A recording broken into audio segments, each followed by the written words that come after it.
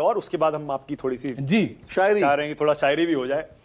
सवाल यह है कि देश का मुसलमान बीजेपी को वोट क्यों नहीं देता आपके हिसाब से? क्योंकि बीजेपी के बहुत सारे नेता कहते हैं भैया हमें वोट नहीं देते तो हम इनके लिए काम क्यों करें?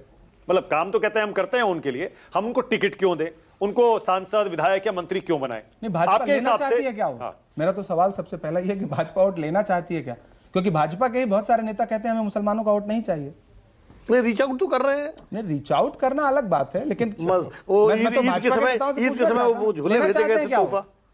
लेना चाहते हैं आपका क्या वो? असेसमेंट है? भाई नहीं, हम आपका विश्लेषण क्या है? असेसमेंट कोई क्यों देंगे? आप लोगों का असेसमेंट क्या है? क्या देखिए, भाजपा वोट लेना चाहती है? नहीं लेना चाहती। कैसे? मैं मोहन भागवत जी 2 बार गए उमर रियासी साहब से मिलने। सुनता इमाम कौन साहब है से। मोहन भागवत जी की? सुनिए तो। आपको लगता है सुनता है? मोहन भागवत जी खड़े होकर के जो बात कहते हैं मुसलमानों के अरे संदर्भ आप तो में, मेरी भाजपा के नेता आप सुनते तो हैं मेरी क्या सुन उसको? लीजिए, आप तो मेरी सुन लीजिए। मोहन जी की सुने ना, मेरी सुन नहीं, लीजिए। मोहन भागवत जी गए, भारतीय जनता पार्टी ने ईद के समय पूरे देश भर में मुसलमानों के लिए तोहफे भेजे।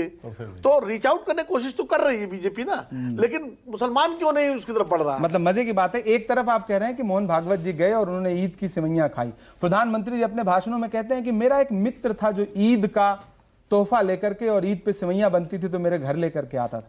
और कथनी और करनी में इतना अंतर है कि आप ही की पार्टी में बैठे हुए एक नहीं दर्जनों नहीं, मैं मतलब कई कई दर्जन नेताओं के नाम गिना दूंगा जिनके भाषण उठा के देखिए आपकी राज्य सरकारें, आप अपने कई कई प्रदेश के मुख्यमंत्रियों का कुछ भी हो, सजा मिले, साबित हो आरोप नहीं, घर गिरा दो, तोड़ दो, ये कर दो, जेल भेज दो, 5-5 साल जमानतें मत होने दो, लोगों को अकारण बिना कारण। मध्य प्रदेश में एक लड़के पे आरोप लगा कि वो झांकी जा रही थी, उस पे उसने थूक दिया, ये आरोप लगा, जेल भेजा गया, अगले दिन उसका घर बुलडोज कर दिया गया। बाद में जिसने आरोप लगाया था वो मुकर गया कि मैंने तो देखा ही नहीं था।